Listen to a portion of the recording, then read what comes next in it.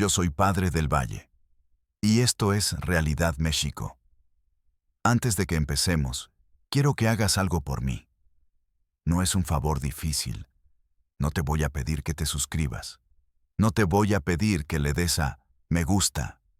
Quiero que respires hondo, muy hondo. Siente el aire entrando en tus fosas nasales, llenando tus pulmones, la expansión de tu caja torácica. Siente ese milagro silencioso que te mantiene vivo.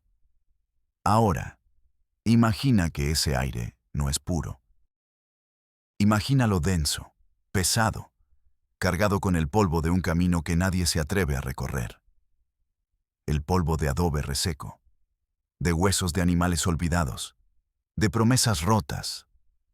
El polvo que cubre los secretos más oscuros de un México que se empeña en no ver, en no escuchar. Si estás escuchando esto, no es por casualidad. No es por simple morbo. Estás aquí porque, en el fondo de tu ser, sabes que hay silencios que son más ruidosos que un grito. Sabes que hay historias que no deben morir en la garganta de los que ya no tienen voz. Estás aquí para ser testigo, para que el olvido no se convierta en el último cómplice, para que la indiferencia no sea la pala que eche la última tierra sobre el ataúd. La historia que voy a contarte hoy no es una anécdota. Es una herida abierta en el corazón de la sierra. Una herida que no cicatriza, que supura la pus del abandono, la indiferencia y el miedo. Esta es la tragedia del Rancho 453, en lo más profundo, en lo más olvidado de Durango. Esta es la historia de una niña de 10 años, una niña que parió a su propio hermano. El silencio de la Sierra Madre Occidental es una entidad viva. No es la mera ausencia de sonido que la gente de la ciudad cree conocer. Es un sonido en sí mismo. Un murmullo bajo, profundo, constante. Es el zumbido del viento que peina los lomos de los pinos centenarios, contándoles historias que ningún hombre ha oído. Es el crujido de la tierra seca bajo el sol, una piel que se agrieta de sed. Es el latido sordo de un corazón inmenso, un corazón olvidado por Dios, por el gobierno y por la justicia de los hombres. Allí, en ese laberinto de cañones y cumbres, donde los mapas se rinden y se vuelven imprecisos. Donde las patrullas no llegan porque la gasolina no alcanza, o porque el miedo es más fuerte que el deber.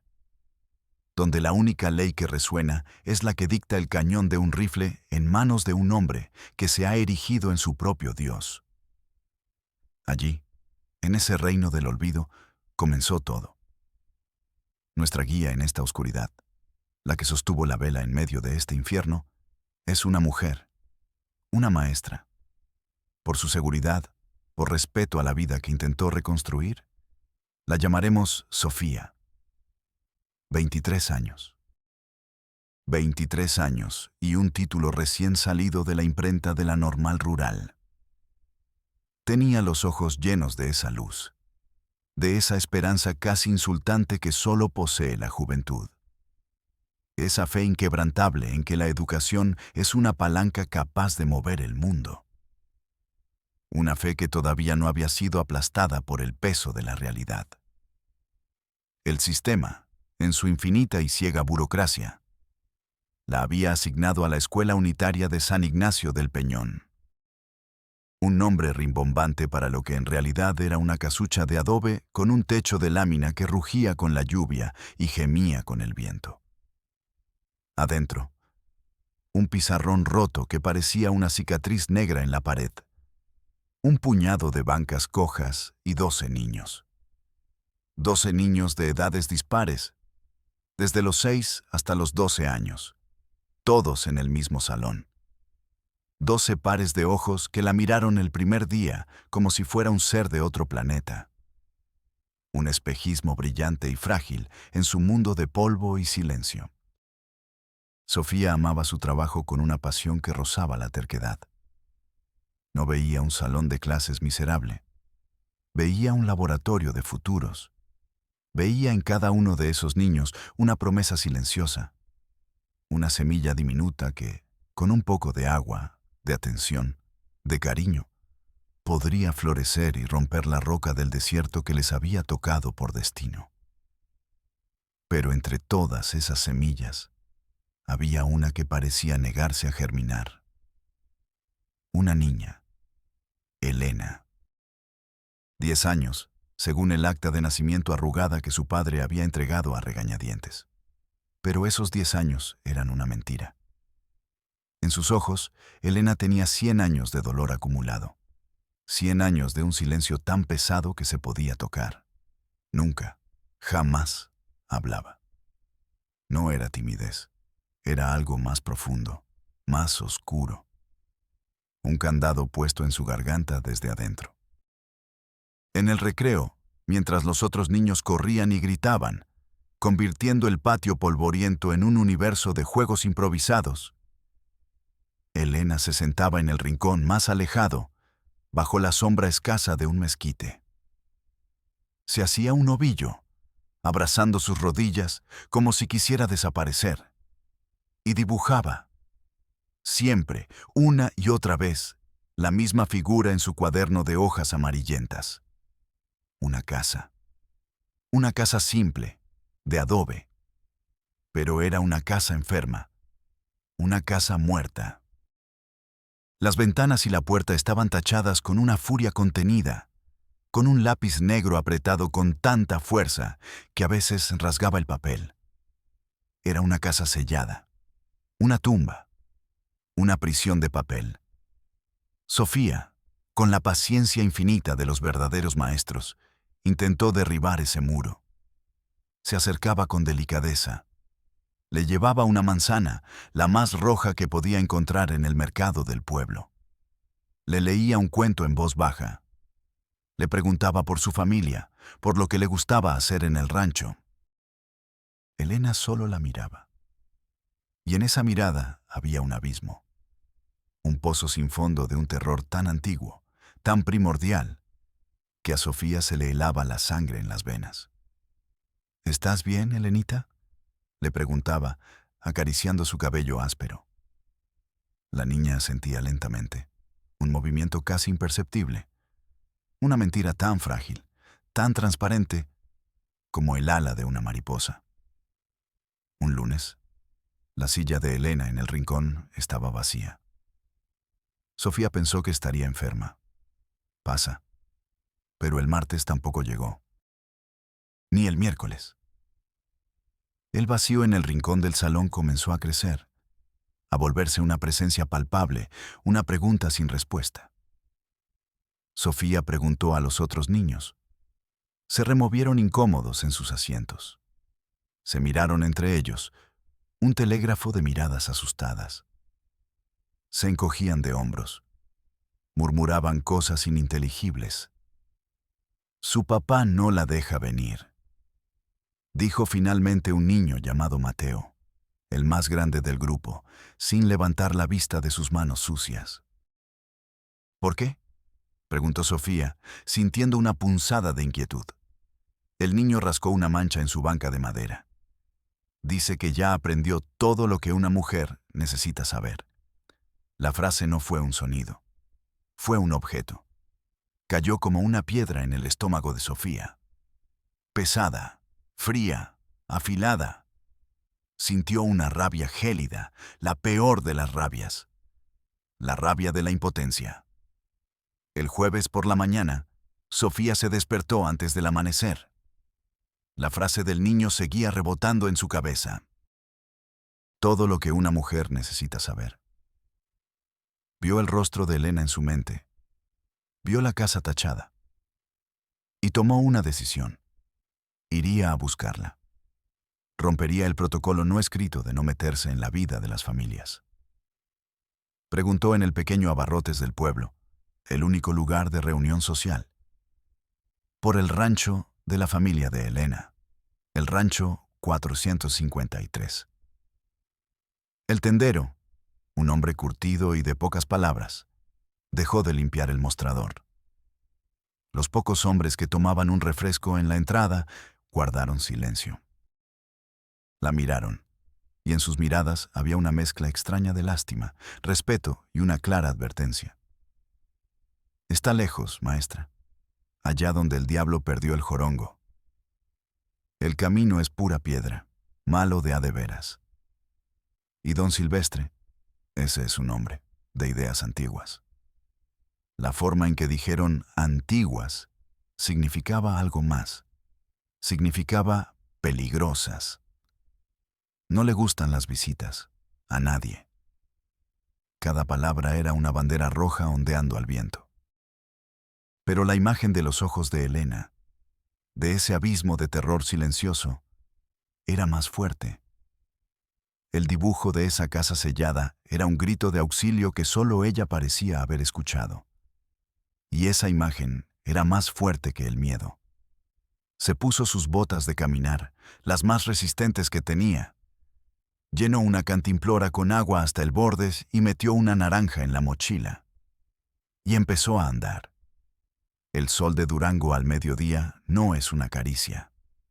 Es un martillo de fuego que golpea sin piedad el cráneo.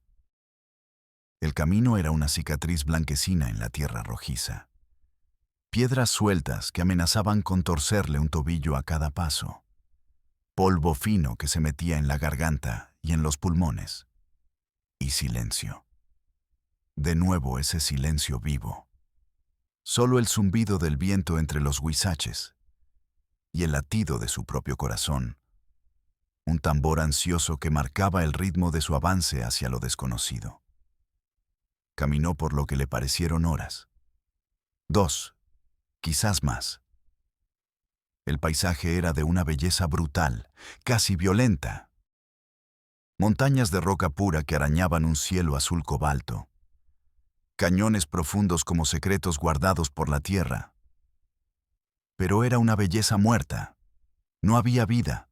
No había otras casas. No se cruzó con un alma. Era el reino del olvido. Finalmente, cuando el sol comenzaba a descender y a pintar el cielo de tonos naranjas y morados, lo vio. A lo lejos. Un conjunto de construcciones de adobe que no parecían construidas sobre la tierra, sino brotadas de ella. El rancho 453. Al acercarse, la sensación de desolación se hizo más intensa. No había un cercado decente. Solo restos de alambre de púas, oxidados y caídos, como las costillas de un animal muerto. Un perro flaco, con parches de piel sarnosa, levantó la cabeza desde el polvo, emitió un ladrido ronco, sin ganas, y volvió a dejarse caer con un suspiro. La casa principal era una réplica exacta del dibujo de Elena. Pequeña, opresiva, sin una sola mano de pintura. Las ventanas, pequeñas y sucias, eran como los ojos ciegos de un rostro sin alma. Un silencio pesado, antinatural, lo envolvía todo. Más denso que el silencio de la sierra, era un silencio de adentro. Sofía sintió un escalofrío recorrerle la espalda, a pesar del calor que todavía emanaba la tierra. El aire aquí era distinto, más denso. Olía a encierro, a leña quemada hacía mucho tiempo, a pena. Con el corazón en la garganta, se acercó a la puerta. Una plancha de madera vieja, reseca, sin manija. Tocó. 3 golpes secos. El sonido fue hueco, absorbido por las gruesas paredes de adobe como si la casa se lo tragara. Esperó. Nada. Solo el viento que susurraba cosas incomprensibles. Volvió a tocar, esta vez con más fuerza, usando el puño. Buenas tardes, soy la maestra de la escuela, Sofía, busco a Elena. Su voz sonó extraña, demasiado alta en ese mar de quietud. Silencio. Estaba a punto de darse la vuelta, de aceptar la derrota. Pensó que quizás no había nadie, que se había equivocado de rancho, de día, de vida. Entonces, la puerta se abrió, no del todo. no como un gesto de bienvenida, solo una rendija, una astilla de oscuridad en la tarde moribunda, y en esa rendija apareció un rostro. Era un hombre alto, correoso, como tallado en madera de mezquite. La piel de su cara era un mapa de arrugas profundas, curtida por 1000 soles. La barba, canosa y descuidada, le cubría la mitad del rostro.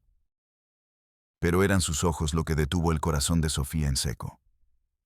Eran de un azul pálido, casi transparente, un azul de hielo, y estaban vacíos. No había enojo en ellos, no había sorpresa, no había curiosidad, solo un vacío inmenso, aterrador, como un pozo sin fondo. «¿Qué quiere?», dijo el hombre. Su voz era grave, áspera, como el rodar de las piedras en un arroyo seco. «Soy Sofía, la maestra de Elena. Ella no ha ido a la escuela en toda la semana y estoy preocupada». «Ya no va a ir», la interrumpió él, sin el más mínimo cambio en su expresión. «Pero ella debe estudiar. Es su derecho. Tiene derecho a...». «Aquí los derechos los decido yo», dijo el hombre, y cada palabra fue un golpe. «Esta es mi tierra, mi casa, mi familia y mi ley». La frase quedó flotando en el aire pesado y polvoriento. No era una discusión, era una sentencia inapelable. Sofía sintió el miedo de verdad. No la inquietud, no la ansiedad, el miedo puro, un sabor metálico, a sangre, en la boca, el impulso de dar media vuelta y correr. Pero la imagen de Elena, la niña ovillada en el rincón, le dio una fuerza que no sabía que tenía. «Señor, por favor, solo quiero verla, solo un minuto, para asegurarme de que está bien». El hombre la miró fijamente. Un minuto que pareció una hora. Sofía sintió que esos ojos azules la estaban desnudando, que leían su alma, que veían su miedo, su determinación, y que se burlaban de ambas. «La niña está ocupada», dijo finalmente, con la misma voz monótona, «en sus quehaceres de mujer». Comenzó a cerrar la puerta. Sofía, en un acto de pura desesperación, de instinto, hizo algo impensable. Puso el pie en el umbral. «Por favor, solo un minuto». Y fue entonces cuando lo oyó. Un sonido débil, casi imperceptible, ahogado por la madera y el adobe. Venía del interior oscuro de la casa. Un quejido bajo, lastimero. No, no era un quejido. Era inconfundible. Era el llanto de un bebé. Sofía se quedó helada. La sangre pareció drenarse de su cabeza y caerle a los pies. Miró al hombre, a los ojos del hombre. Por primera vez, vio algo en ese vacío. Un destello, furia. Una furia fría, controlada, pero asesina. «Lárguese de aquí», siseó, y la palabra fue como el sonido de una serpiente. Pero ya era tarde. La mente de Sofía corría a 1000 por hora, tratando de conectar las piezas. ¿Un bebé? ¿Elena tenía un hermano pequeño? ¿Por qué nadie en el pueblo lo había mencionado? Los otros niños no habían dicho nada. Un nacimiento en una comunidad tan pequeña es un evento. «Quiero ver a Elena, ahora», dijo Sofía, y su propia voz le sonó extraña, lejana, pero con una firmeza que no sabía de dónde había salido. El hombre, silvestre, hizo un movimiento brusco para empujar la puerta y aplastar su pie. Pero Sofía fue más rápida. Impulsada por una adrenalina helada, empujó la puerta con todo el peso de su cuerpo. El hombre, sorprendido por su audacia, trastabilló hacia atrás. Sofía tropezó y cayó dentro de la casa. El impacto contra el suelo de tierra apisonada le sacó el aire. El interior era más oscuro que la noche. Las pocas y pequeñas ventanas estaban cubiertas con trapos sucios y harapos, bloqueando la poca luz que quedaba del crepúsculo. El aire era irrespirable.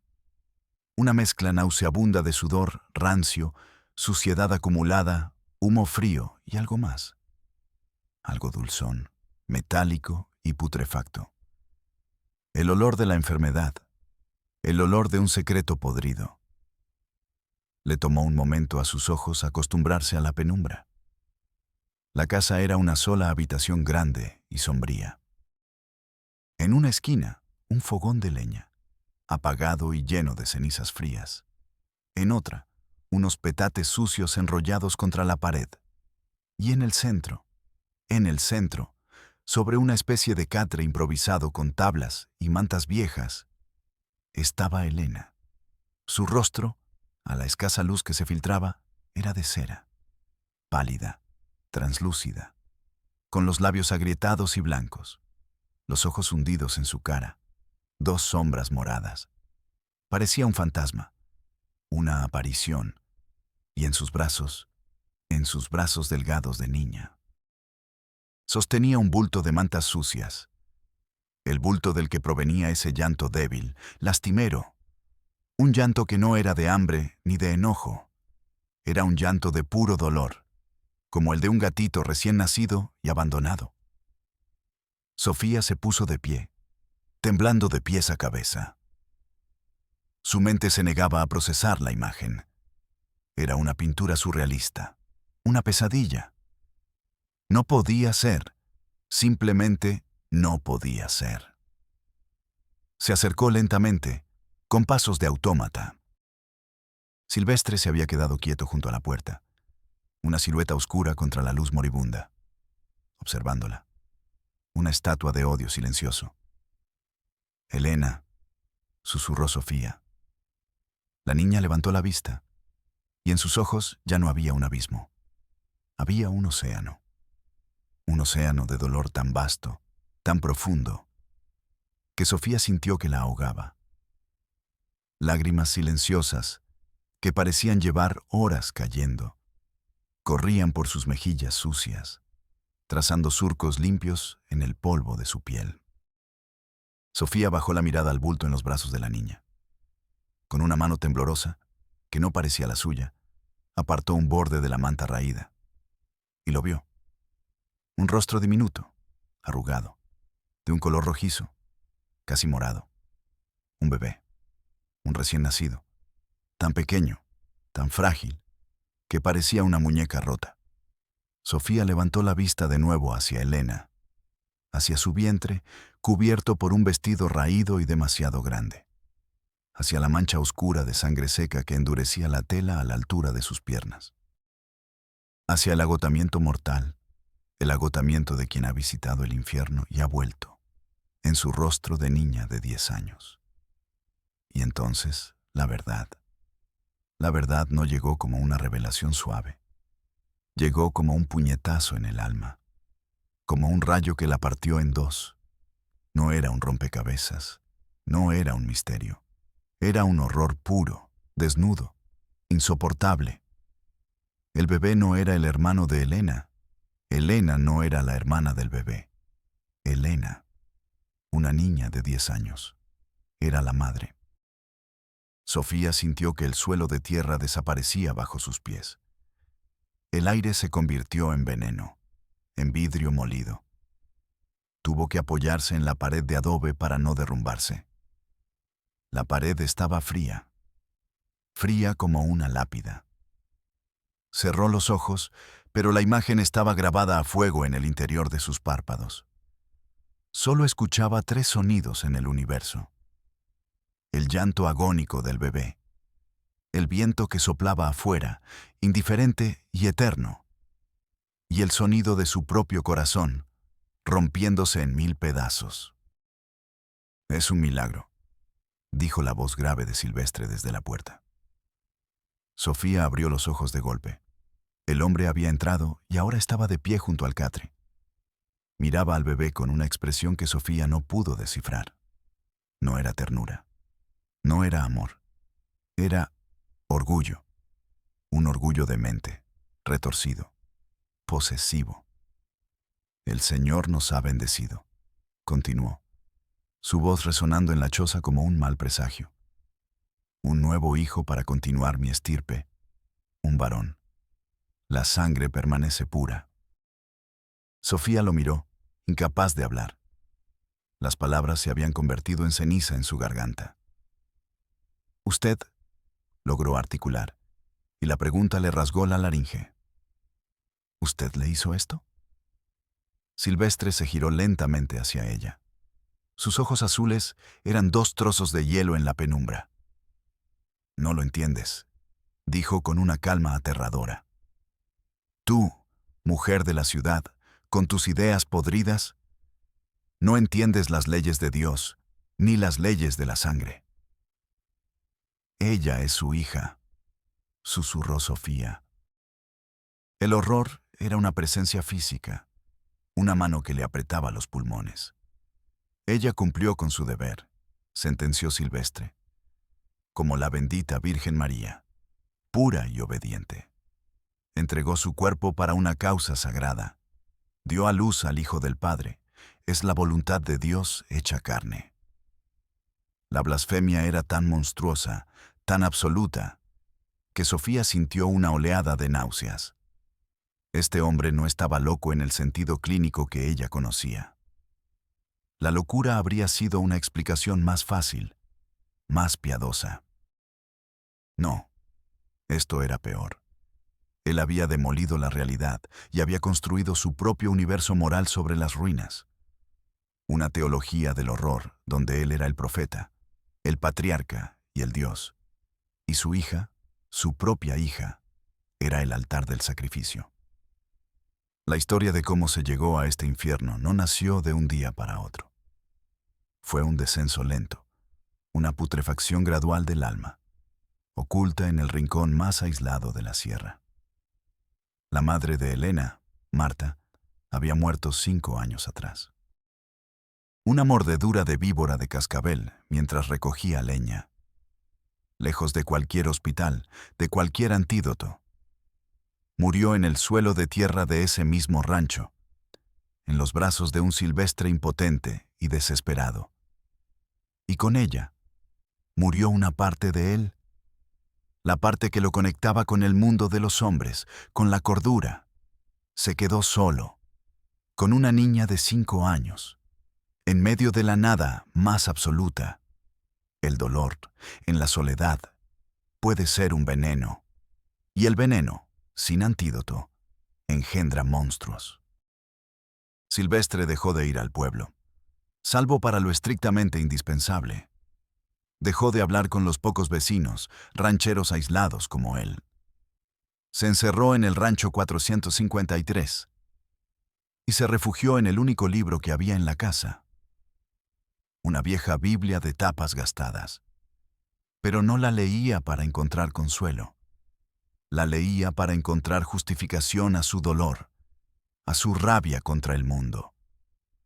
Arrancaba los versículos de su contexto como un carnicero arranca la carne de un hueso. Los retorcía, los doblaba. Los convertía en armas para defender su locura. Se convenció de que el mundo exterior era Sodoma y Gomorra. Un lugar de pecado y perdición del que debía proteger a su linaje, y que él era un nuevo Noé, un Lot moderno, elegido por Dios para preservar una línea de sangre pura, incorrupta, en medio del apocalipsis.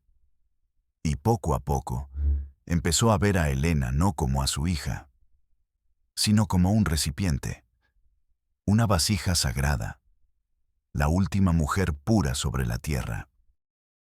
Le hablaba durante horas, noches enteras, a la luz de un candil. Le leía pasajes del Antiguo Testamento, historias de patriarcas que tomaban a sus propias parientes, de linajes, de deberes sagrados por encima de las leyes de los hombres. La mente de una niña pequeña es tierra fértil y vulnerable, y las palabras de su padre eran la única semilla que recibía. El miedo se mezcló con la obediencia. El amor filial se pervirtió hasta convertirse en una herramienta de control absoluto. Para Elena, su padre era la única autoridad, la única voz, el único Dios. Su palabra era la ley. No había nadie más. Nadie que le dijera que eso estaba mal. Nadie que le ofreciera una salida, un punto de comparación. El rancho 453 no era solo su hogar. Era el universo entero. Un universo con un solo sol. Su padre. Y una sola ley. La suya. El primer abuso ocurrió cuando ella tenía 9 años. Él no lo llamó por su nombre. Lo llamó la ceremonia de purificación. Le dijo que era un mandato divino para limpiar su sangre de cualquier impureza del mundo exterior. Le dijo que su cuerpo no le pertenecía a ella. Le pertenecía a Dios. Y a él, su representante en la tierra. Elena no gritó. Hacía mucho que había aprendido que gritar no servía de nada. Solo lloró en silencio. Y aprendió a hacer lo que hacen muchos niños para sobrevivir a lo insoportable. Aprendió a disociar, a que su mente se fuera a otro lugar. A la casa con las ventanas y la puerta tachadas de su cuaderno. Un lugar oscuro, sellado y seguro donde nadie podía entrar. Donde el dolor no la podía alcanzar. Cuando su pequeño vientre empezó a crecer, Silvestre lo llamó la bendición. Le prohibió volver a la escuela, el único contacto que le quedaba con el mundo. La encerró en el rancho. La protegía, decía, de las miradas impuras y la curiosidad de los pecadores. El parto ocurrió hacía 2 días, sola, en el suelo de tierra de la cabaña, con su padre en una esquina, no ayudándola, sino orando en voz alta, recitando salmos con una voz febril. Una niña de 10 años, enfrentando un dolor que mujeres adultas apenas pueden soportar. Una niña desgarrándose para dar a luz a su propio hermano. En el silencio absoluto y cómplice de la sierra. Un grito de agonía que solo el viento escuchó y se llevó lejos.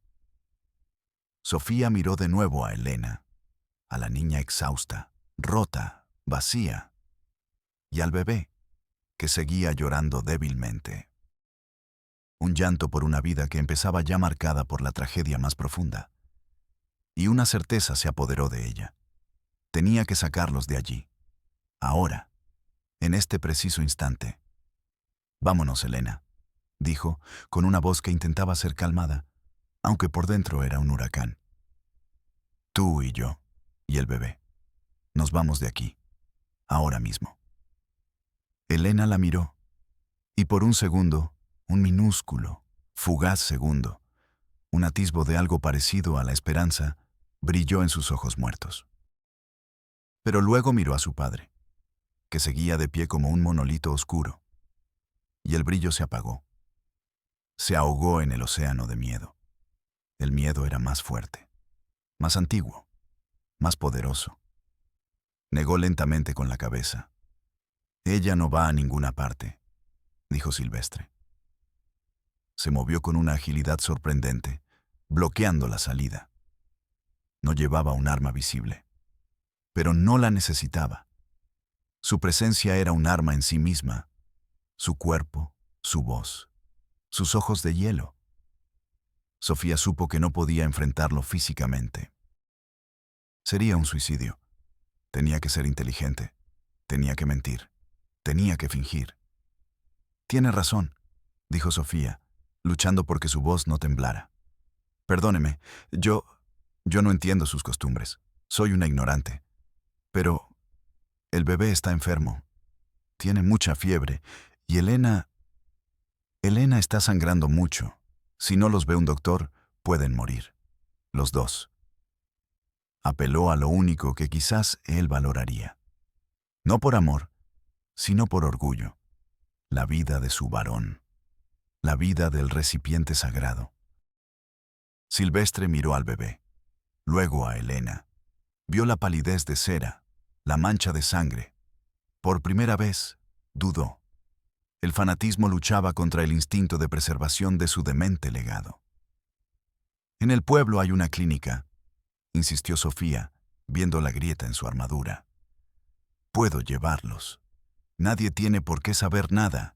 Solo diré que la encontré en el camino. Que es una emergencia médica. Nada más. Mintió. Mintió con cada fibra de su ser. Silvestre la estudió con sus ojos de hielo, buscando el engaño, la trampa. Tú los llevarás, dijo finalmente. Y yo iré detrás de ustedes, a cada paso, para asegurarme de que no hagas ninguna estupidez. Sofía asintió. El corazón le martilleaba en el pecho como un pájaro atrapado. De acuerdo. Con un cuidado infinito, como si estuviera manejando el cristal más frágil, ayudó a Elena a ponerse de pie. La niña apenas podía sostenerse. Sus piernas temblaban como hojas. Sofía tomó al bebé en sus brazos. El pequeño cuerpo era increíblemente ligero y ardía. Demasiado caliente. Tenía fiebre. Una fiebre peligrosa. Salieron de la casa de adobe. La luz del sol poniente era cegadora, dolorosa, como si el mundo exterior fuera una agresión. Comenzaron el largo camino de regreso. Elena, apoyada en el hombro de Sofía, arrastrando los pies. El bebé, acunado en los brazos de la maestra. Y detrás de ellas, a unos 10 metros, la sombra larga y ominosa de Silvestre. Un carcelero silencioso. Un demonio caminando bajo el cielo de Durango. El viaje de regreso fue una procesión de pesadilla. Cada paso era una tortura para Elena, que gemía en voz baja con cada sacudida. El llanto del bebé se hacía cada vez más débil, más espaciado, hasta convertirse en un quejido casi inaudible. Sofía sentía el pánico crecer en su interior, una marea helada. Tenían que darse prisa. Cuando finalmente llegaron a las primeras casas del pueblo, era ya noche cerrada. La gente, sentada en las puertas de sus casas para tomar el fresco, los veía pasar. Las conversaciones se detenían, las cabezas se giraban, los murmullos se levantaban como un enjambre de insectos. Apartaban la vista. Nadie se acercó. Nadie preguntó. Nadie ofreció ayuda. El miedo a Silvestre era un muro invisible, pero más sólido que el adobe. La clínica era un pequeño cuarto pintado de blanco, con un letrero que decía Casa de Salud. Adentro, un joven doctor, pálido y flaco, hacía su servicio social. Se llamaba Ricardo. Cuando vio a Sofía entrar con Elena casi desmayada y el bebé en brazos, su rostro se transformó. Pasó de la apatía de una noche tranquila al shock absoluto en un segundo. «Por el amor de Dios, ¿qué pasó?», preguntó corriendo a Shour a ayudarlas. «Es mi sobrina. Tuvo al bebé en el rancho. Se puso mal. Necesita ayuda», mintió Sofía, dolorosamente consciente de que Silvestre estaba esperando afuera, en la oscuridad, escuchando. Ricardo no hizo más preguntas. Era un profesional. Llevó a Elena a la única camilla. La examinó rápidamente, con manos expertas. Su rostro se ensombrecía con cada segundo que pasaba. Tiene una hemorragia severa y una infección que está empezando a generalizarse. Hay que trasladarla a un hospital en la ciudad, ya. No hay tiempo que perder. Luego examinó al bebé. Desnutrición, deshidratación severa, fiebre altísima. También necesita una incubadora y atención neonatal urgente. No tengo nada de eso aquí, nada. La sentencia era clara. Sin ayuda profesional, morirían, ambos. «Llama a una ambulancia», dijo Sofía, con la voz temblorosa. Ricardo soltó una risa amarga, sin humor. «¿Ambulancia? Maestra, la única ambulancia del municipio tiene las 4 llantas ponchadas desde hace 6 meses. El presidente municipal dice que no hay dinero en el presupuesto para repararlas». El primer golpe. La primera pared de la realidad. La burocracia del abandono. Entonces, la policía. ¿Una patrulla que nos lleve? Insistió Sofía. La única patrulla está en el taller desde la semana pasada. Y el comisario... Bueno, el comisario es el comisario. A pesar de su cinismo, Ricardo llamó al comisario.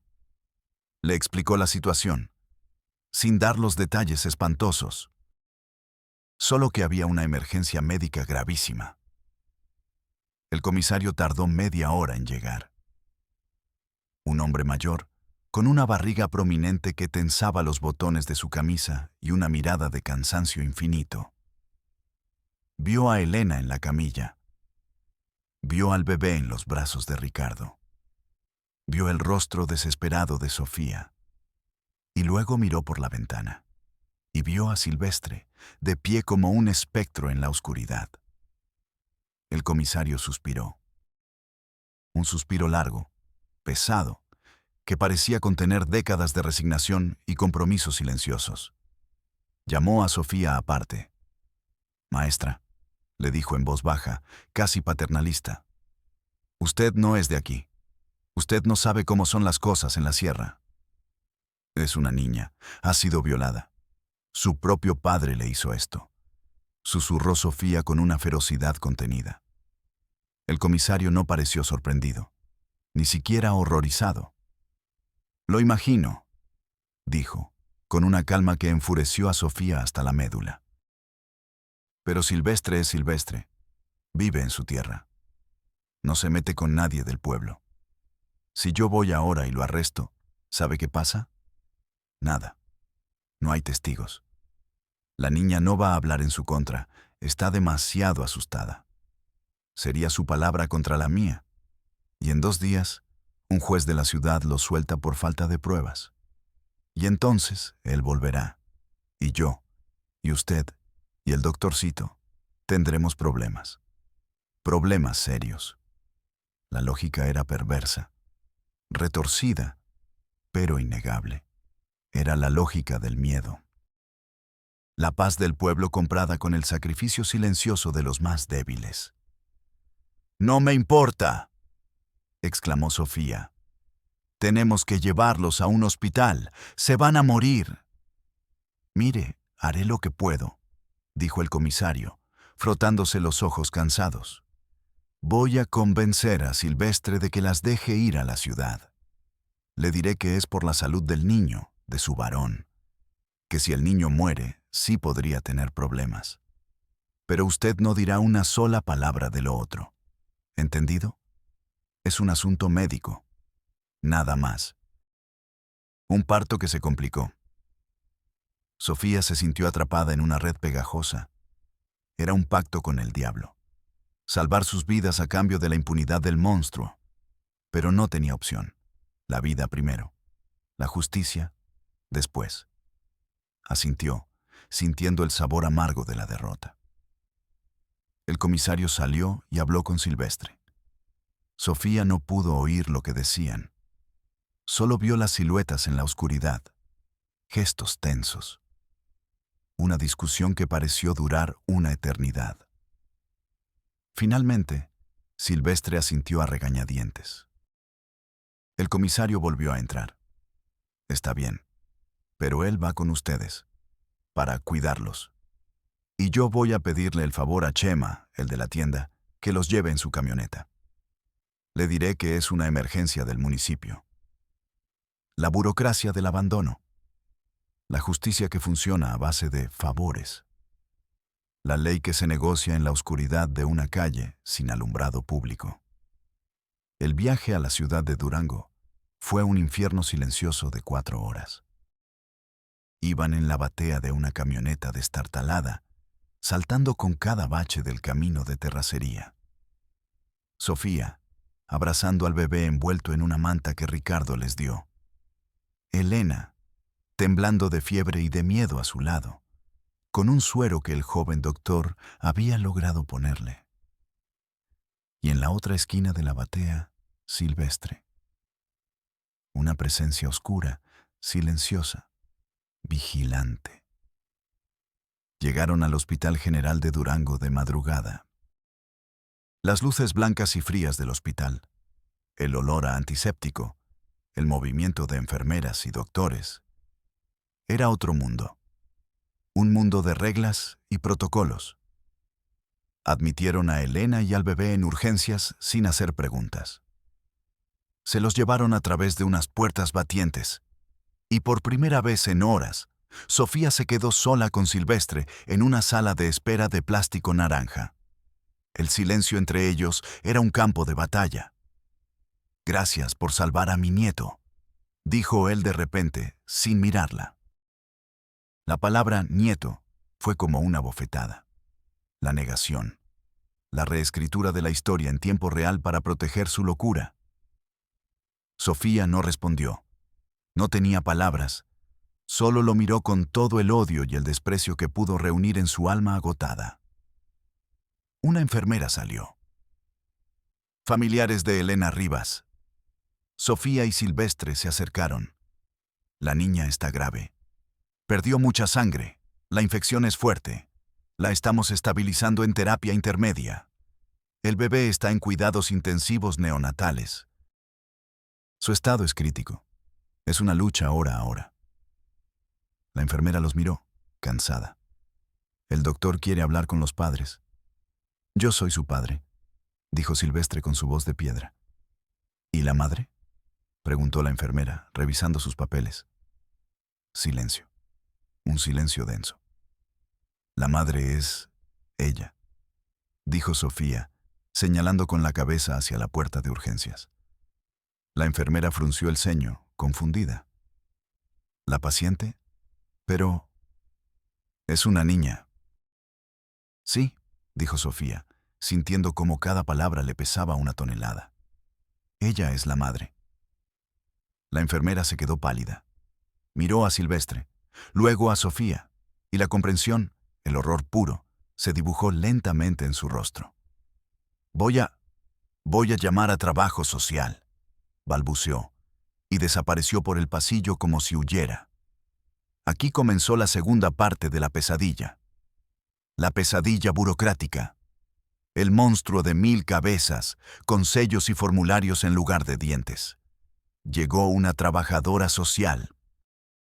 Una mujer de unos 50 años, con una expresión de perpetuo cansancio y unos ojos que lo habían visto todo, y ya nada lo sorprendía. Llevó a Sofía a una pequeña oficina sin ventanas que olía a café rancio. «Cuénteme qué pasó». Y Sofía se lo contó todo. Desde los dibujos de la casa tachada hasta el olor de la cabaña y la blasfemia de Silvestre. La mujer escuchaba, asintiendo mecánicamente. Tomaba notas en un formulario con letra apretada. No había sorpresa en su rostro. No había horror. Solo la rutina de clasificar una tragedia más en la casilla correspondiente. «Entiendo», dijo al final. «Esto es muy grave. Es un presunto caso de abuso sexual continuado y corrupción de menores. Tendremos que poner una denuncia en el Ministerio Público». Sofía sintió un pequeño, frágil rayo de esperanza. Por fin, alguien iba a hacer algo. «Pero», continuó la trabajadora social, y ese «pero» fue el sonido de una puerta cerrándose. «Para eso, necesitamos la declaración de la menor. Y ahora mismo no está en condiciones de declarar. Está sedada y es posible que tarde días en recuperarse. ¿Y él? El padre, el monstruo, está ahí afuera. En la sala de espera. Van a dejar que se vaya», protestó Sofía, sintiendo que la esperanza se desvanecía. «Legalmente, no podemos retenerlo. No hay una denuncia formal en su contra. De hecho, legalmente, él es el tutor de la niña. Tiene derecho a estar aquí». La lógica del absurdo. El sistema protegiendo al agresor con las mismas leyes que deberían proteger a la víctima. «¿Y qué se supone que haga yo?», preguntó Sofía, la voz quebrada por la desesperación. Usted hizo lo correcto, maestra. Traerla. Ahora el sistema se encarga. Llene este formato, por favor. Es el reporte inicial para nuestro expediente. Le entregó un fajo de papeles. El horror, reducido a casillas que marcar, a preguntas de sí o no. Sofía sintió que se ahogaba en la impotencia. Pasaron 2 días. 2 días que fueron una eternidad. Sofía no se movió del hospital. Dormitaba en las sillas de plástico, comía lo que alguna enfermera compasiva le ofrecía. Elena seguía grave, pero estable. El bebé luchaba por su vida en una incubadora, una pequeña caja de cristal que lo separaba del mundo. Y Silvestre seguía allí, sentado en la sala de espera, leyendo su Biblia, impasible, como un buitre esperando pacientemente. Nadie le decía nada. Nadie lo interrogaba. Era invisible para el sistema. Era solo el padre preocupado. Al tercer día, la trabajadora social volvió a llamar a Sofía. Hay un problema, dijo sin mirarla a los ojos. El Ministerio Público dice que como los hechos ocurrieron en el municipio de San Ignacio, la denuncia debe ponerse allá. Es una cuestión de jurisdicción. Pero allá el comisario me dijo que no hará nada, gritó Sofía, perdiendo el control. Es el procedimiento, dijo la mujer, encogiéndose de hombros. O puede ir usted misma a la Fiscalía Especializada en Delitos Sexuales, aquí en la ciudad. Pero el proceso será más lento. Iré, dijo Sofía. La mujer le dio la dirección en un trozo de papel. Lleve una copia de su identificación y cualquier prueba que tenga. ¿Pruebas? ¿Qué pruebas tenía? Su palabra. La imagen del horror grabada a fuego en su retina. ¿Acaso eso no era suficiente? La fiscalía era un edificio gris, imponente y hostil. Un laberinto de pasillos idénticos y puertas cerradas. El aire olía a papel viejo y a justicia aplazada. Hizo una fila. Esperó 1 hora. Finalmente, la atendió un joven funcionario con cara de aburrimiento detrás de un mostrador de acrílico rayado. Le explicó la historia de nuevo, con la voz temblorosa de agotamiento. El funcionario escuchaba sin mirarla. Sus ojos estaban fijos en la pantalla de su computadora. A ver, dijo, tecleando con 2 dedos. ¿Nombre de la víctima? Elena Rivas. Edad: 10 años. ¿Nombre del presunto agresor? Silvestre Rivas. Es su padre. Tecleó un poco más. Hizo una mueca. ¿Tiene el acta de nacimiento de la menor? No, no la tengo. Está en el hospital. Está luchando por su vida. El funcionario suspiró, irritado por la interrupción de su rutina. Sin el acta de nacimiento, no puedo iniciar el expediente. Necesito verificar la identidad y el parentesco de forma oficial.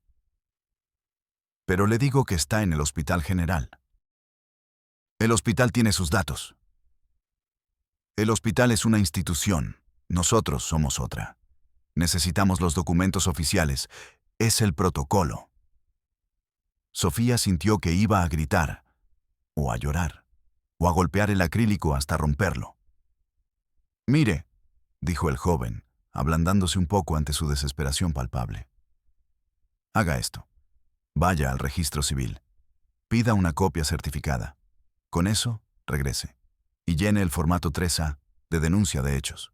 Lo pide en la ventanilla 4. Otro formato, otra fila, otro obstáculo. El sistema no estaba diseñado para ayudar a las víctimas. Estaba diseñado para protegerse a sí mismo. Sofía pasó el resto del día en un viacrucis burocrático kafkiano. Del registro civil a una fotocopiadora. De la fotocopiadora de vuelta a la fiscalía. Llenó el formato 3A en una tabla de madera astillada. Le dieron un número de folio. Un pedazo de papel con un sello. Su única prueba de que el horror había sido registrado. Ahora tiene que esperar a que se le asigne un agente investigador, le dijo el funcionario, sin mirarla. ¿Cuánto tiempo? Depende de la carga de trabajo.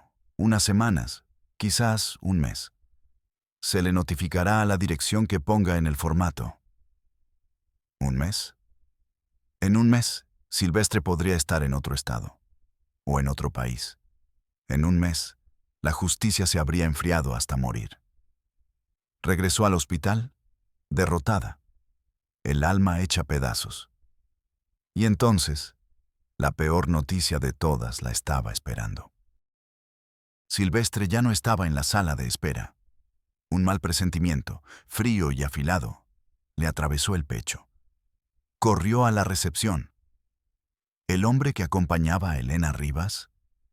Se fue hace como una hora, dijo la recepcionista sin levantar la vista de una revista. ¿Y la niña, Elena? Sigue en su habitación, pero el señor firmó su alta voluntaria. ¿Qué? Gritó Sofía, y varias cabezas se giraron.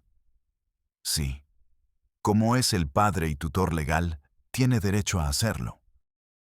Dijo que la llevaría a una clínica privada. No podemos impedírselo legalmente. Sofía corrió al cuarto de Elena. Estaba vacío. La cama, con las sábanas revueltas, era una boca abierta y silenciosa.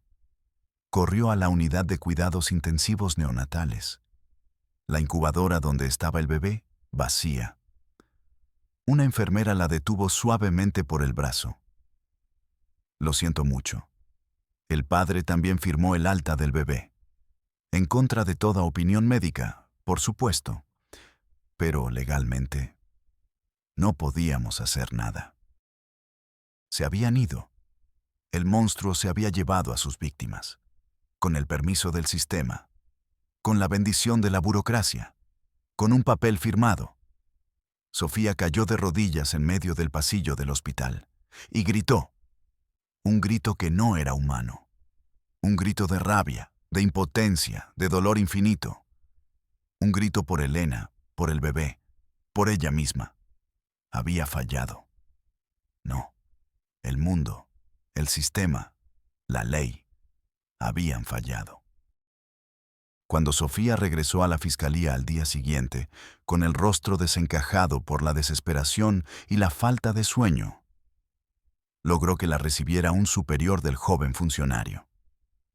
Un hombre de traje, con la mirada perdida en un monitor. Le explicó, con la voz rota, lo que había pasado. Que Silvestre se había llevado a la niña y al bebé del hospital. Que habían desaparecido. El hombre escuchó sin interrumpir, tamborileando los dedos sobre su escritorio. Cuando Sofía terminó, él suspiró, como si le estuvieran contando el problema más tedioso del mundo.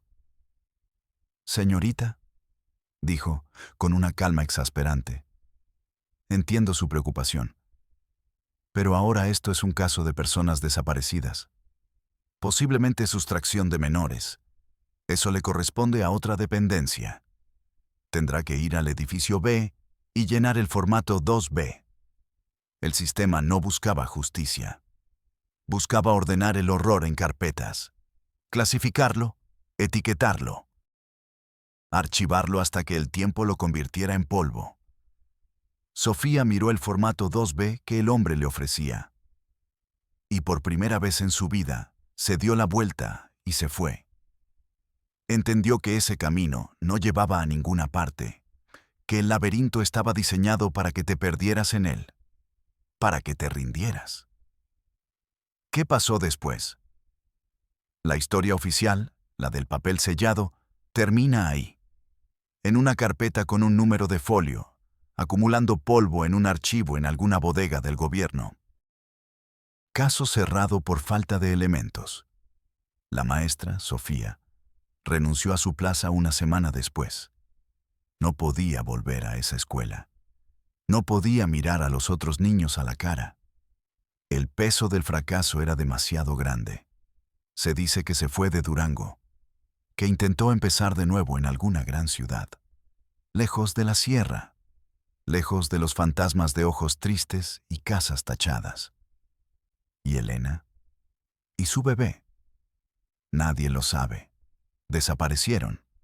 Se los tragó la sierra, ese monstruo verde y silencioso. Algunos dicen que Silvestre, al verse acorralado, los mató a ambos y luego se suicidó, para purificarlos y llevarlos con él al cielo retorcido que había inventado. Otros, los más viejos del lugar, juran que a veces, en las noches de luna llena, cuando el viento baja de los cañones, se oye el llanto de un bebé. Un llanto débil que el viento arrastra por kilómetros. El eco de una tragedia que nadie quiso ver, que nadie quiso escuchar. El sonido del México que escondemos bajo la alfombra. La casa en el rancho 453 sigue allí, vacía, pudriéndose bajo el sol.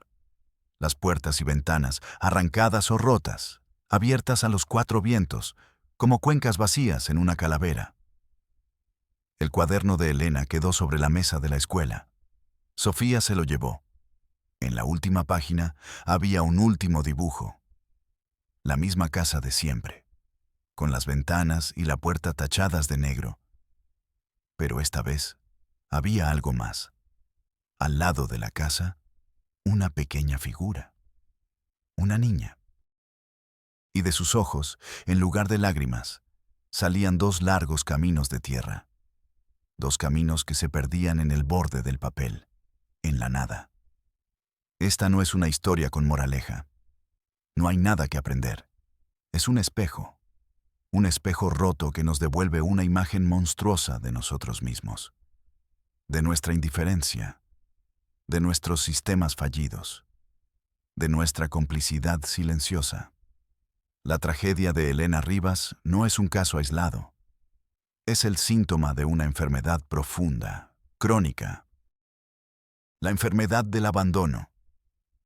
Mientras haya un solo rancho olvidado en la sierra, una sola oficina donde un formulario es más importante que una vida, una sola comunidad paralizada por el miedo. Esta historia volverá a repetirse. Con otros nombres, con otros rostros, pero con el mismo final desolador. Soy Padre del Valle y nos vemos en la próxima Realidad México.